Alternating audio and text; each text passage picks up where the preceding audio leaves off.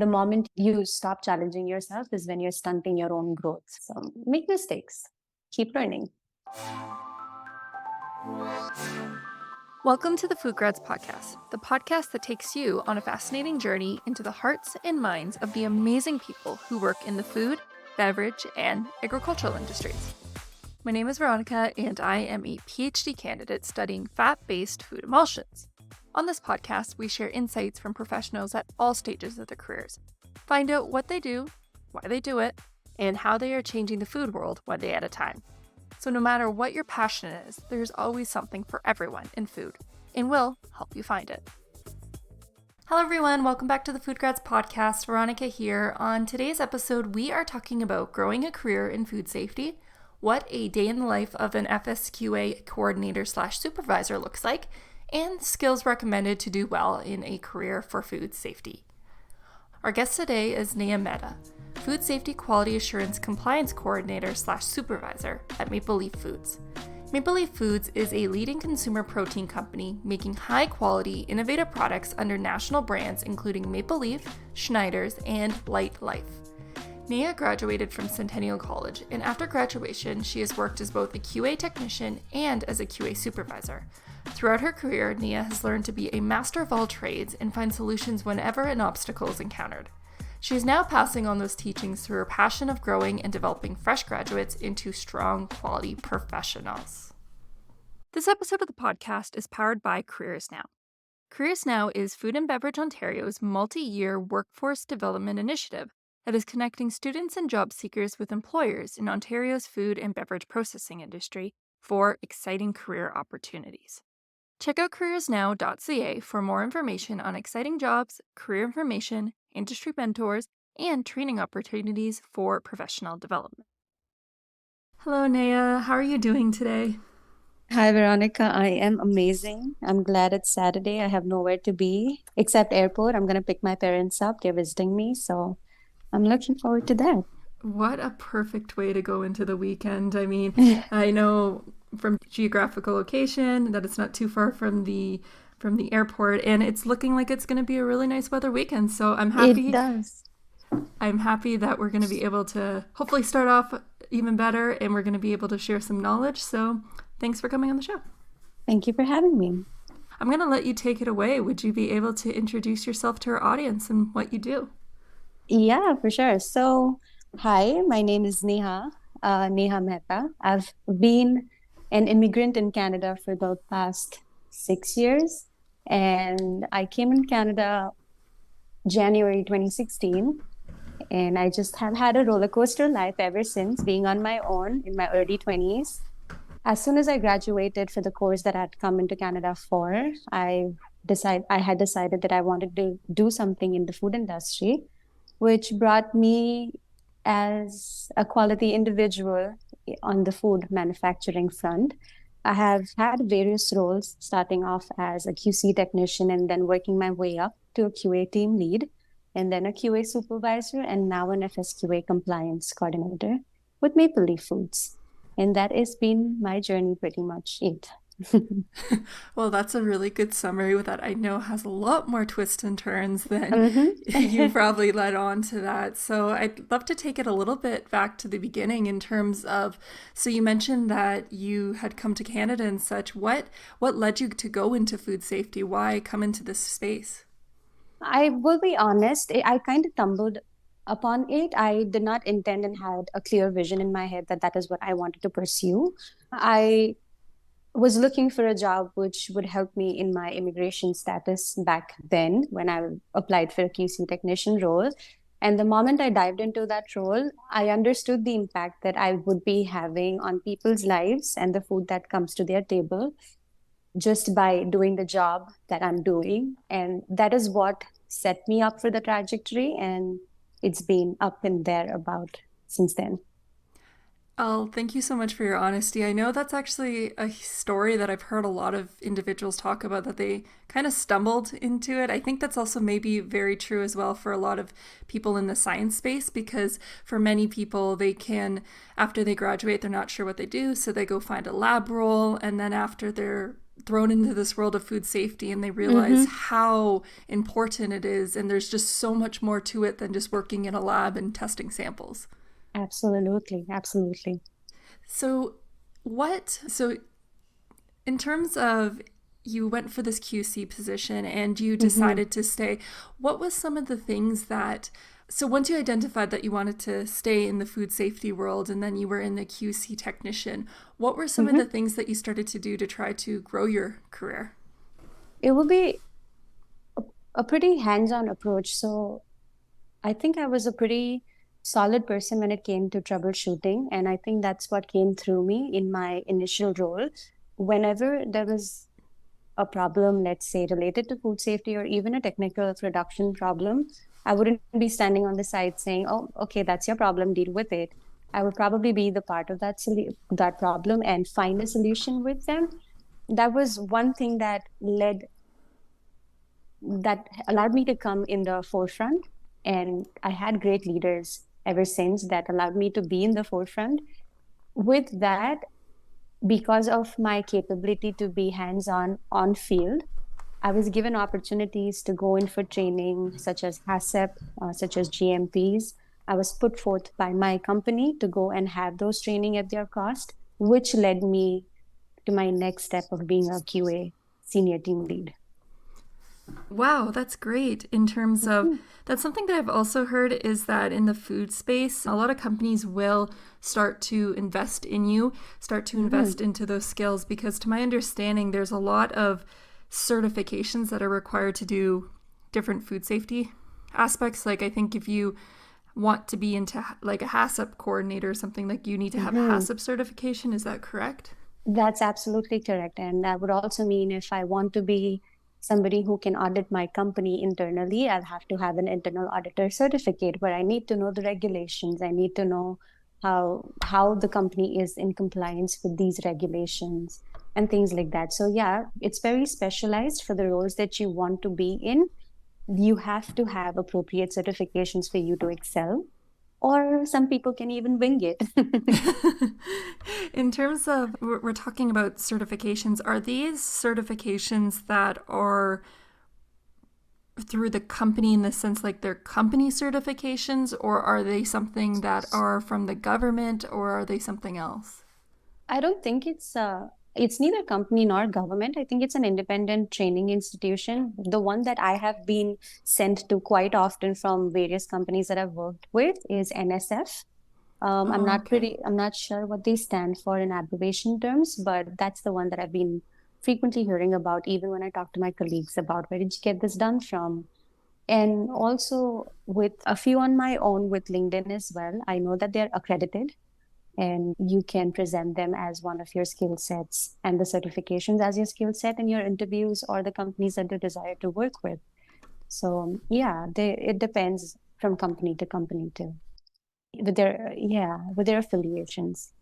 I want to dive into this LinkedIn thing because I see these on people's pages, and sometimes I'm just like, are these actually worth it? Like, LinkedIn isn't a food safety company, but have you actually had success in terms of showing those on your resume? Yeah, I just for the year of 2022 beginning and towards the end, I think I got myself around like 25 certifications just off of LinkedIn, which had interpersonal skills, which had Six Sigma, which had basics of Six Sigma, and how to be a manager, how to manage a team per se. So those soft skills as well, those are the ones that I take off of LinkedIn. That way, if in case an hiring manager has reservations about it being a LinkedIn certification, it's still a soft skill versus it being a solid transferable skill. Oh, huh. Okay. That's how I approach it. Different people may do it different way, but I don't think that there is any problem because I have had friends in the industry who have used those certifications to at their hiring stage and have showed that they have these talents and they have these certifications and they've got by. Not that it's something incorrect or not right to do, but I think people are accepting that mode of certification as well. Interesting. Okay. Mm-hmm. Well, let's take that back to you and let's go back in terms of food safety and from your experience. So you've done the QC, you've worked as a supervisor, and now you're an FSQA coordinator. Sorry, Mm-hmm. compliance coordinator. What skills have you found that have been really essential in moving up in the food safety space? And I more so want to talk about soft skills. So would you be Mm-hmm. able to elaborate a little bit more on what's really helped you there? Yeah, for sure. So I think it is only soft skills for most part that has led me up the ladder for what part I could play. Being with my going back to my previous mention of being hands-on in the field when you're trying to work with teams collaboratively, having your ears open at all times and being super attentive is a 101 because you never know the things that you hear would be things that would come handy in your decision making with that organization down the road. Because people know different things, people's values and skill sets are very different on field. As much as you can interact with those people, understanding how your peers work, understanding what their mode of approach is when it comes to troubleshooting or conflict management, as an example, that has helped me a lot. And I think I still have a lot more to grow as a leader, as a manager, or as an individual in the professional world where I get very aggressive when the passion sets in about food safety. I think I'm like, no, this cannot be done. You don't understand. I know, I see what you cannot see. I see the organisms that you cannot see. It's so passionate. And I think I failed to come through as an individual who is capable to be a leader just because I'm super passionate. So yeah, being composed, and that comes with experience. And I'll be honest, the peers that I'm meeting now have been in the industry for 30, 40 years. And it took them that long and that many experiences to be grounded and calm and secure in their space, right? So Mm-hmm. do not be hard on yourself. Um, Develop your soft skills, your people skills. Small talks can go a long way. Asking somebody a simple question as "How was your weekend?" could also lift them up, and that's a work relationship as well. So these are little things that I've learned along my way with interacting with different people and different ethnicities. That's so interesting that you say that because I feel that's something that is never taught in school. You Mm-hmm. know, just we learn about soft skills in the very much, they always just say communicate, learn how to Mm-hmm. communicate effectively. And Mm-hmm. but sometimes I feel it doesn't really get to the base of treating people like a human, like a person, like an I actual agree. person that has a life. And sometimes that's Mm-hmm. really all you need is to have that base of, Empathy and yeah. yeah, because that's something that I learned when I was also working in quality assurance. When I would go out, I realized that maybe if I just asked people how their day was, that's a better way to start off of just coming in all of a sudden saying like, this is right or this is wrong. And Exactly. it's like you're passionate about it, but you know, you're working together. And that's the thing. You need to know your audience, right? The person on the opposite side may not even know what listeria is, may not even know what salmonellosis is, but you do. And if you are addressing a crowd, you have to, for the lack of better word, you have to dumb it down to a layman's language because not all of us come from the same background of studies as well, right? So knowing your audience, and I think I have, for me, people have approached me with the attitude of, hey, listen, hi, good morning. This is what I need you to do. And I know how I felt being on that end of the stick. And I don't want to pay it forward that way, is how I learned my experiences, but it could be different for everybody. Mm-hmm. It's very true. And one of the things that you also mentioned earlier was talking in different approaches. And do you find that if you've ever come across, I don't want to say issue, but maybe Mm-hmm. something that wasn't up to standards in terms of a code, did you have to address it in a different way depending on the person that you were talking to? So maybe you would use more of a, I'm trying to think of it in terms of, imagine that there was something that needed to be troubleshooted Uh-huh. and one individual maybe takes better to being more direct in terms of terminology while another person Mm-hmm. is more of a softer approach. Is that Mm-hmm. something that comes up in your work? It does, but it's with industries that are as massive. For example, in my current state of Maple Leaf, I am coming across apparently 1,500 employees in that industry, in that company itself, because Wow. it's a massive, massive Wow. company. So with that, it's practically impossible for me to be knowing everybody's way of approaching problems or approaching a situation. So I tend to keep it professional and very generic with my approach, no matter who I interact with, be it an upper management person or be it somebody who is at a work class. I would still approach it that, hey, hi, how are you doing? So, you know what? I was thinking if there is another way to get this done, because if we do the way we are doing right now, we could encounter A, B, and C as the problem. So that is how my tone and my approach would be, regardless of the person I'm dealing with. That makes it easier, and that interaction is a tell enough for me to know and remember for the next time if this person is okay with that approach or not. And more than likely, more often than not, I think I have succeeded in getting my point across without offending or without stretching it far too ahead. Okay. I'm just Mhm. thinking about it because it's it's amazing. It sounds like you have to have a lot of good memory in order to work in quality. You know what I mean? And also, you're the bad cop, right? So you just cannot go storming in and be like, listen, you're doing this wrong, even though you want to, but that it's not something that you could, because there is an eye for us already that we are troublemakers as quality because we stand up for the right thing. Food safety is a priority. And at that point, the numbers of production and the KPIs are all blurred to us at our standpoint. So I see the disconnect between the ops and quality teams, where quality is all driven about quality and food safety, whereas ops is all about numbers and go, go, go. So establishing a balance between that, telling them that, listen, I understand this is going to be in your harm's way and you might have some downtime in your KPIs, but it is really essential for us for this to not catch up on us later. We better have it right in the first go. So things like that are some things I've learned over time, which I'm still struggling with, I'll be very honest. Well, I think that it makes sense in terms of, as well, different companies in different facility, even facilities within the same Mm-hmm. company can have very different. I almost like to think of heartbeats. Like I feel like Mm-hmm. they all feel so different, and like the rhythms of them are different. So even though you could be, one approach worked very, very well for one place that you worked at, Mm-hmm. another one it might not be so much. It wasn't that the one was right and one was wrong. It's Mm-hmm. just that you mentioned earlier the different ethnicities of people. Like there's so many Mm-hmm. diversities of people that are there and walks of life, and it varies between facilities.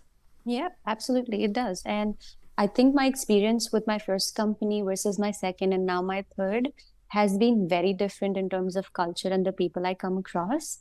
But all I knew all along was there's only one thing in my control, and that will be my approach.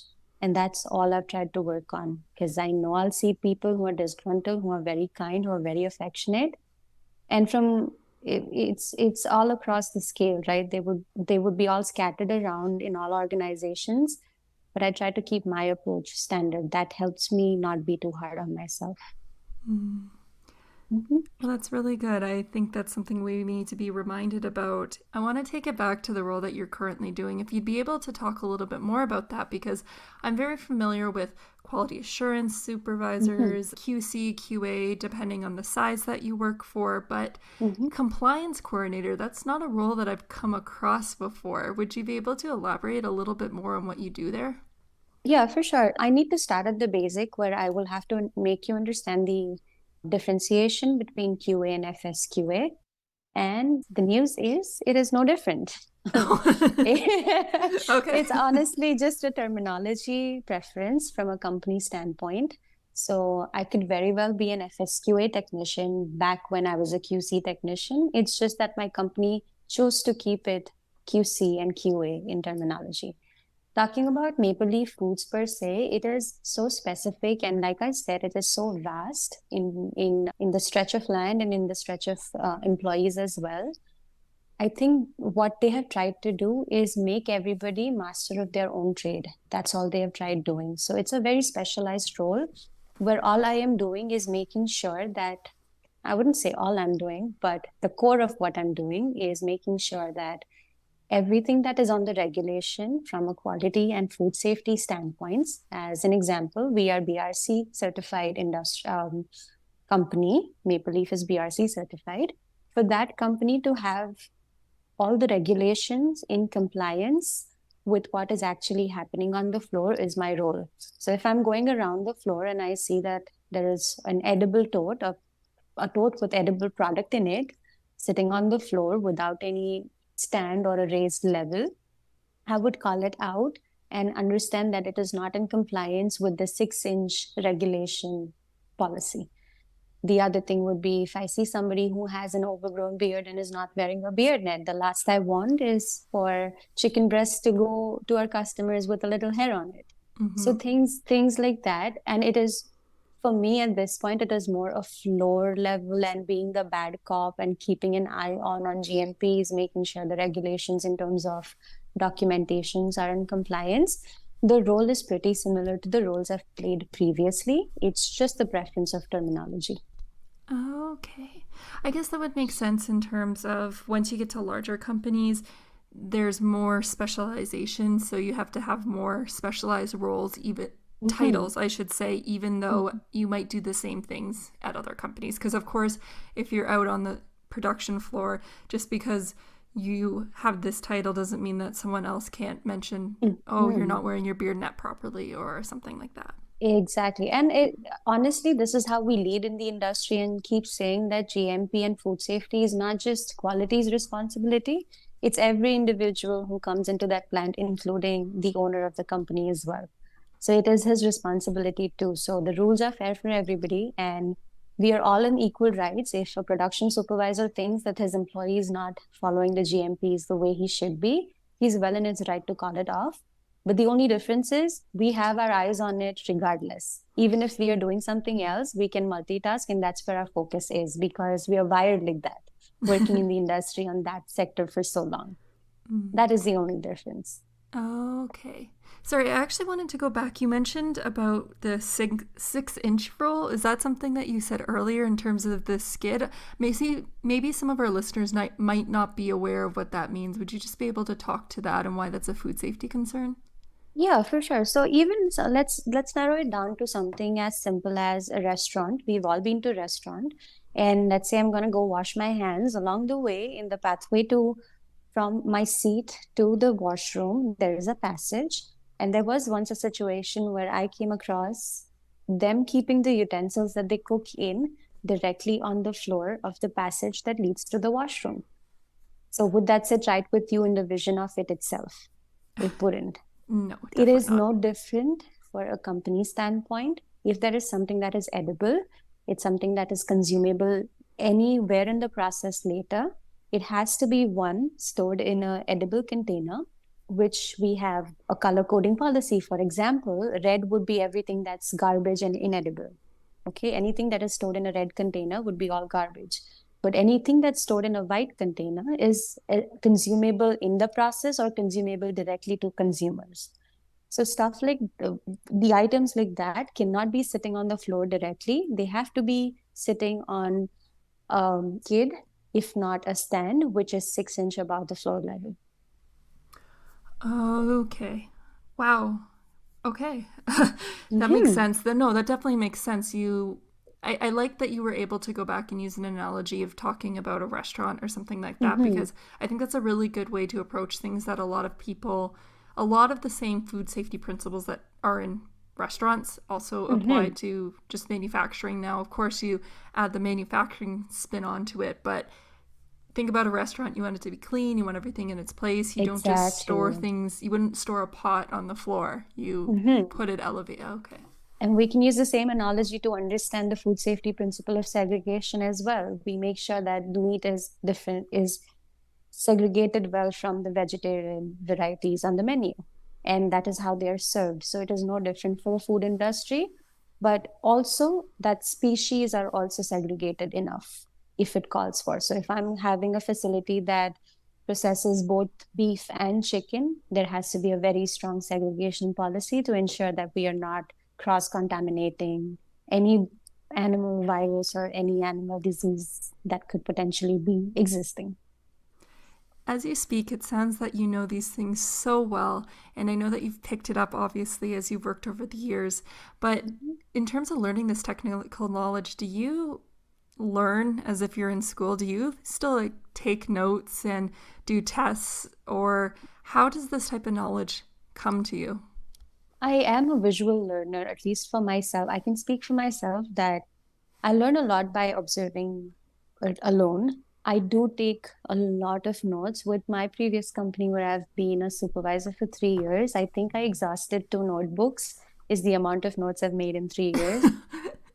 And I have paid it forward and submitted that notebook to the one who was coming in place of me. That way I could pay it forward and that person could use that knowledge about that company. And also, I speak, if I am in doubt, I am also very conscious of not looking stupid. That's one thing that I have to work on and be unapologetically myself and question things that don't make sense to me. I am working on those skills.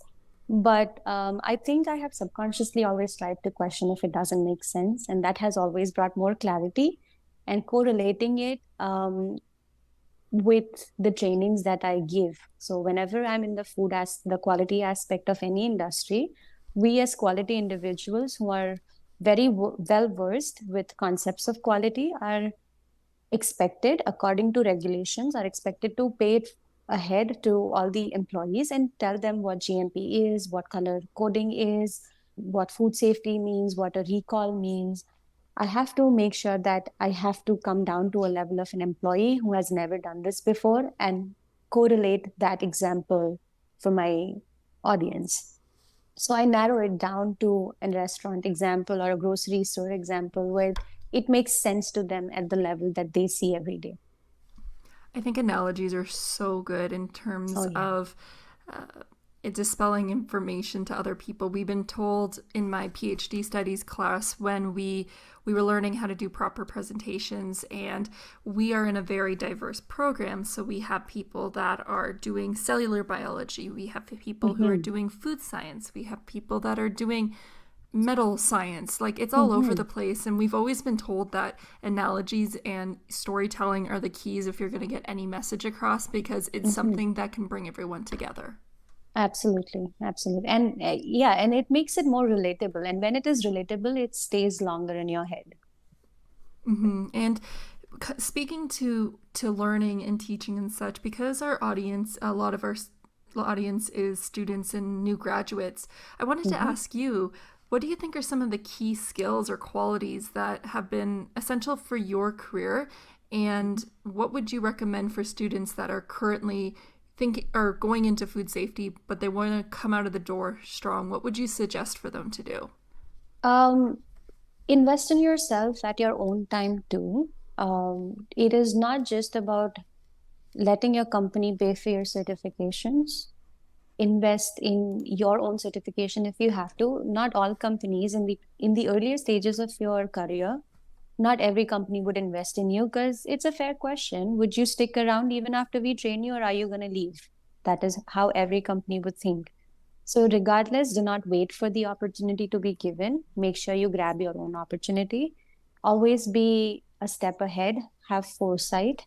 If you are planning to go into an industry, talk to the peers who have been in that industry, connect to people on LinkedIn. And that is what I had. And I'm speaking all of this with personal experience of the route that I have taken in my early stages.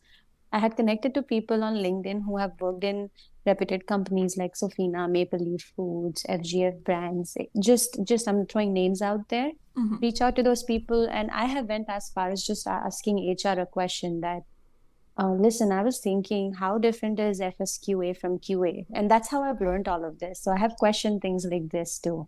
Would be hiring manager, would be the manager of the company, the quality manager of the company, could be production. And socially, on social media at least, and I am going to categorize LinkedIn under that for now.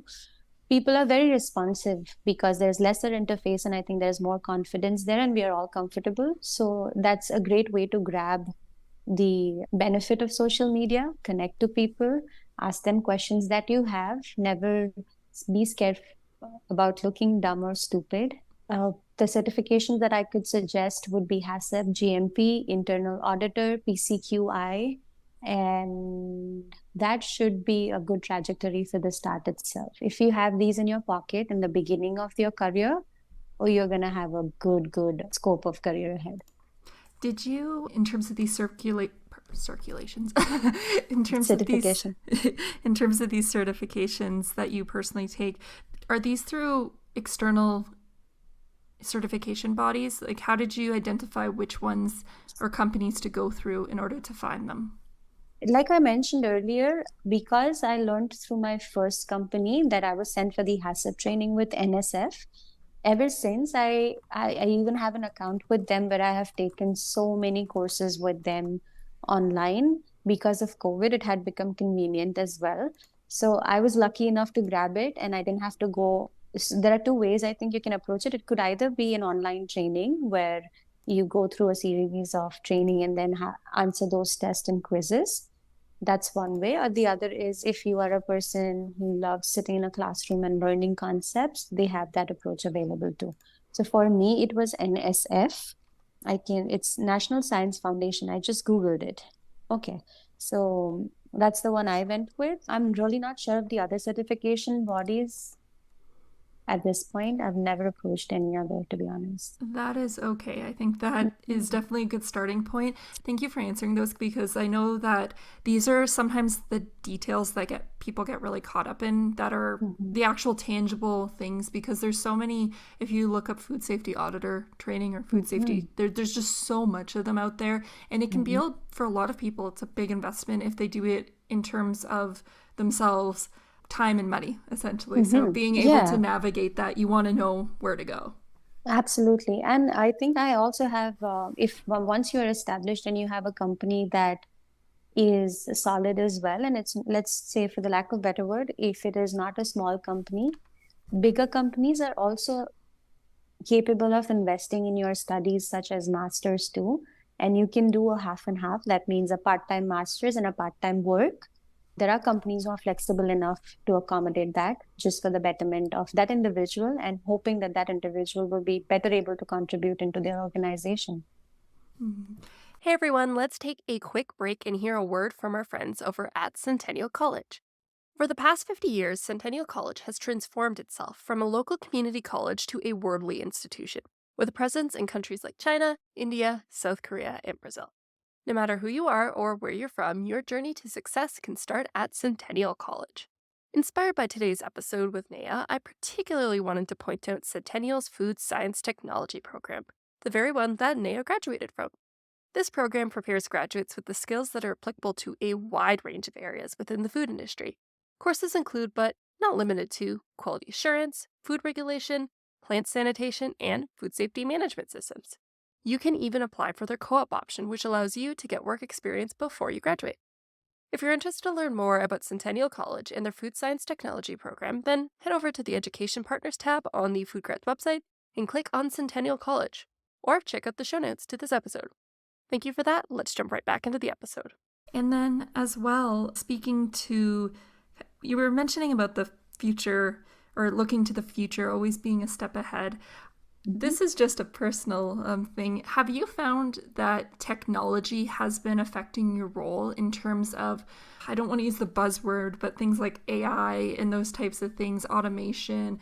Is technology becoming a bigger role in your career, or is we know about where they come from the scientific perspective, but new technologies are being added every day. Have you found, as you've been working, that how your role looks like is changing with technology changes, or is that maybe a little bit more out in the future? Yeah, I think in terms of having machinery that does things a certain way, which is consistent, which is capable of reading. So this is what I'm seeing at Maple Leaf, and I would love to share this with you guys. We have equipments which are capable of weighing out the size of the birds that are fed on the shackles, as an example, and it reads the size just by scanning it. How cool is that? Oh my God. Can you Wow. imagine that? It's not even, I mean, there must be some inbuilt scale on the shackles for sure, but there's like whole sensory laser thingy that it goes through, and it pulls out the birds that are smaller. That way they can go towards the order that needs smaller birds and smaller tenders versus the bigger breast and bigger tenders. So it is getting there where it is eliminating the worry about us having to do a size piece check, whether it's in compliance of sizes or not. So that is definitely a development, as an example. Mm-hmm. Yeah, that's more so the things that I'm interested in. I know that there's all this. Sorry. No. It's even hard for me to be able to speak clearly about even what I'm referring to, because I think that there's been so many words that in the past year have become such buzzwords, and everything's being called AI when it's not even AI. And Yeah. I do believe that technology could definitely help in food safety. I know being able, even, I don't know, people listening might think this is crazy, but just even switching from paper to like tablets Digital. or something. Yeah. Like, I mean, Yeah. that's something that took a long time to adopt for many places, and they're still not even adopted yet. Even with Maple Leaf Foods, they are planning to switch and go entirely paperless and go carbon neutral. So their attempt is to remove any sort of documentation or paperwork that is and make it all digital. So there are companies who are also going towards that route. So it's actually very smart of you to keep up with those things. Well, that's what I mean too, and that's even why I wanted to ask about it, because I think that staying on top of things, of course, foundation knowledge is always going to be essential, and you cannot get over that. But it is a little bit exciting about where things could go in the future, and just how to get, a future with no recalls, a future with, I mean, that is a far out goal, but it's something I think should be something that people look to. Absolutely. It's direct consumption, right? Anything and everything that we put in our mouth is directly introduced into our body, and we are just probably another step away from a pandemic if something goes wrong, God forbid, right? So yeah, for sure. Exactly. And you can't get away from those types of things. Like, it's sorry, it's really interesting in terms of how scientists are trying to come up with more solutions to create better food safety solutions. And as we get better and better, better detection tools, being able to test at a smaller scale, being able to test faster, like these are the things that we think about buzzing of industries changing, like ChatGPT being able to write something, but I think it'd be pretty cool to be able to get faster sensors, or being able to eliminate food waste as well, because our technology enables us to do that. You've got me thinking now. I'm just thinking if there is something that comes up about you can detect listeria in like 3 seconds, kind of a thing. Every company is going to install that first thing and scan their workplace, scan their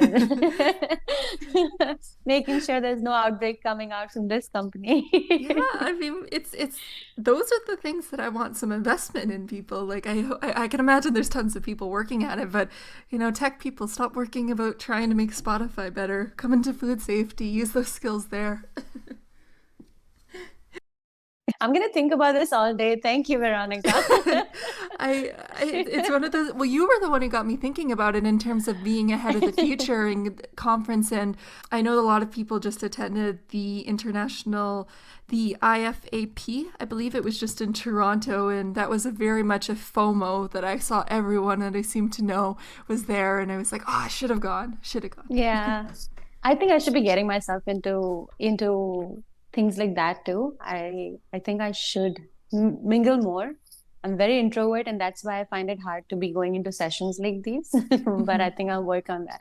And that is also a good way for our graduates to go. They can be a part of this organizations like these, meet and greets like these, where they can see their peers of the industry and build connections.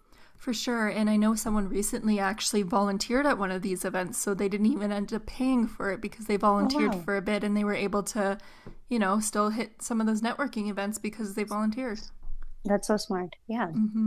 But I think it's good that you're acknowledging to go out to these conferences and that, but I do think you touched upon earlier, I know that sometimes people can have a lot of limitations if you're in school, even though you can make time. It can be very difficult to go out with your studies and all that, late, but using LinkedIn to your advantage, reaching out to individuals more direct, that's not a bad approach as well. But that's not something to put down.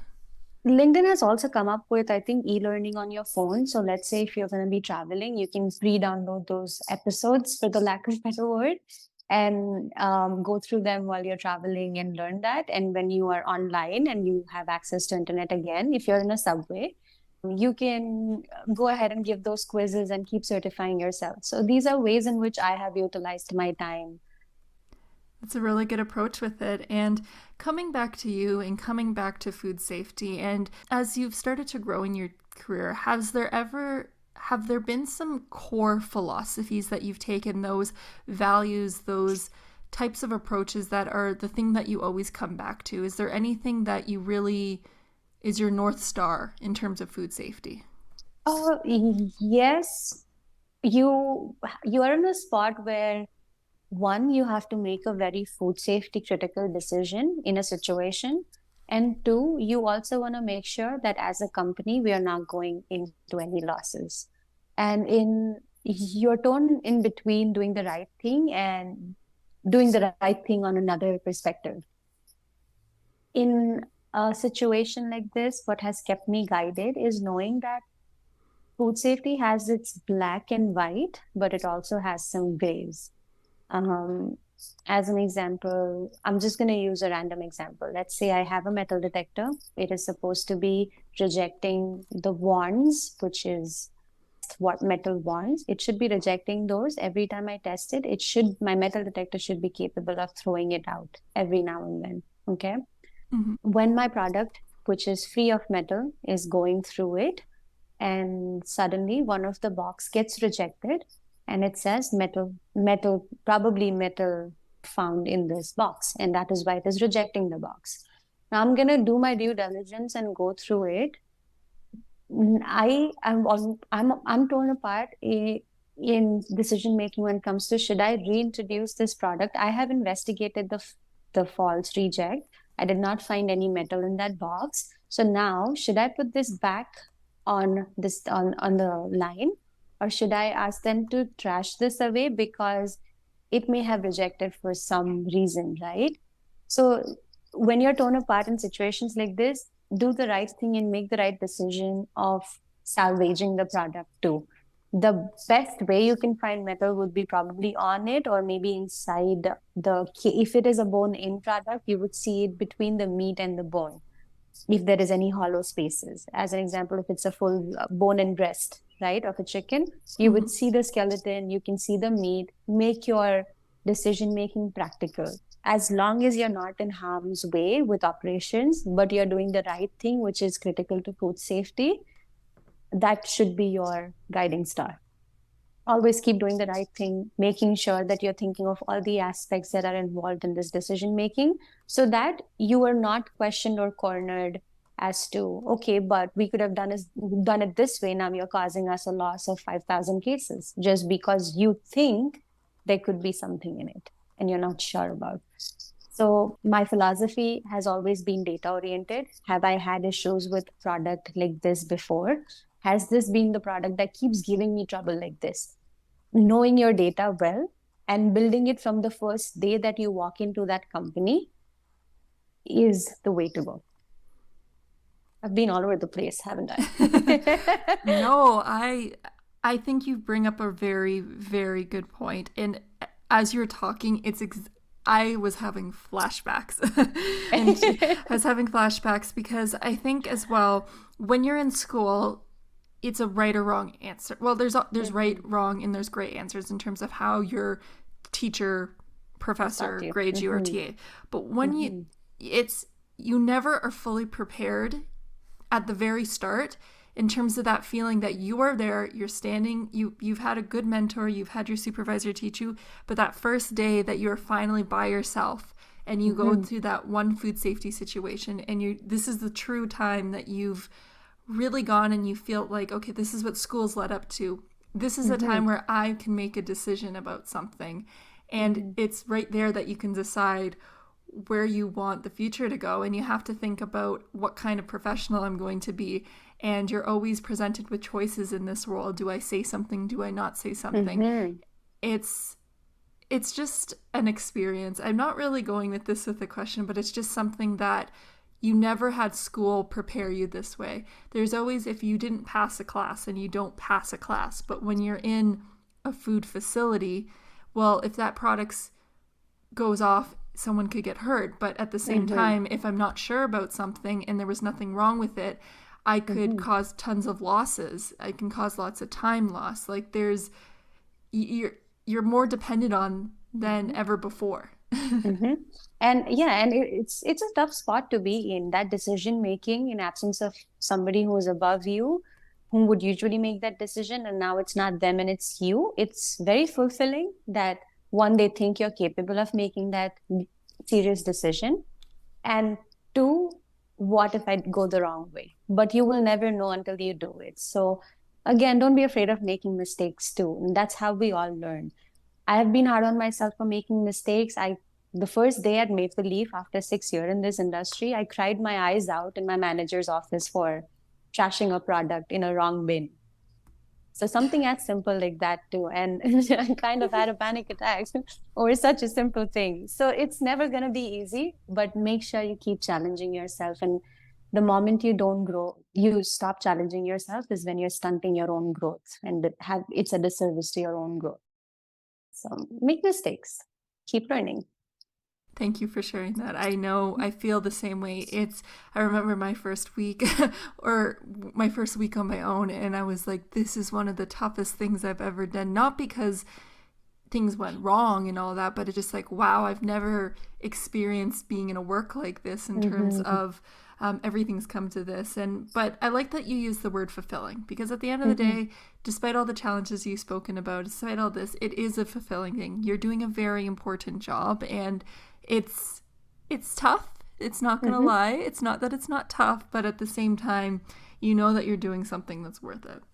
Absolutely. And I take a lot of pride when, if it's it's a pet food industry, that all the little puppies, all the little cattles are all going to consume this food that's been quality assured by me personally at some point, and be it humans as well, feeding millions of Canadians with the products that we make, making sure that we are doing justice to what we are given the role for.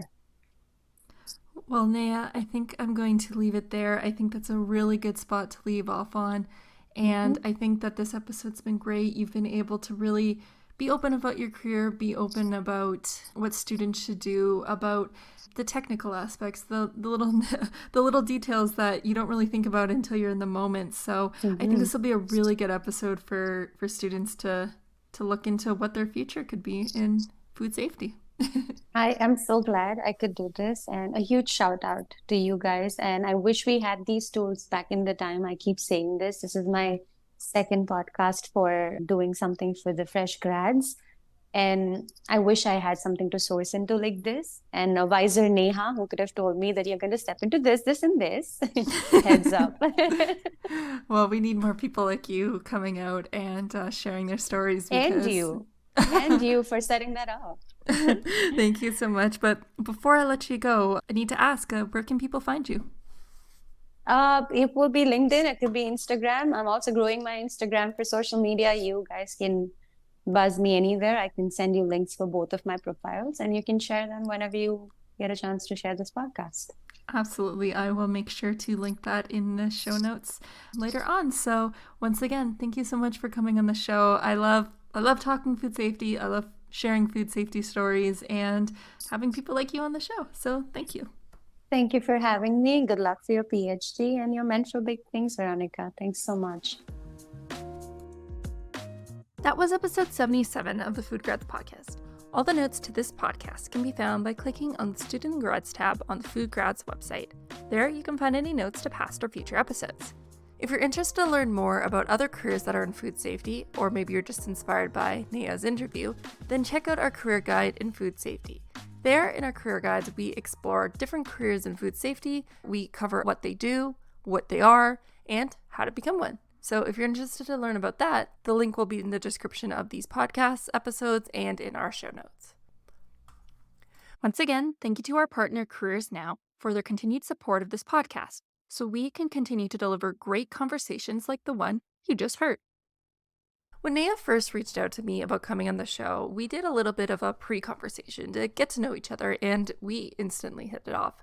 And I knew that things are going to go well because we just really were able to have this great conversation, just speaking to our experiences in QA and the realities of the day-to-day in quality control. Unlike other areas of focus in the food industry like marketing or research and development, I feel that there is a lot more uncertainties with those, in the sense that you might be creating a product, let's say, and you have this market data which suggests that it'll work well, but you don't really know it. The one thing that I like about QA is that it does have a lot of certainties. If an allergen is present on a piece of equipment, then it needs to be cleaned again until the test is negative. That's the reality of it. There's no gray area. It is black and white with that. However, the uncertainties come, and where you get to really get challenged and grow and learn, and really what makes an effective quality assurance manager is dealing with the uncertainties of how to get that to happen.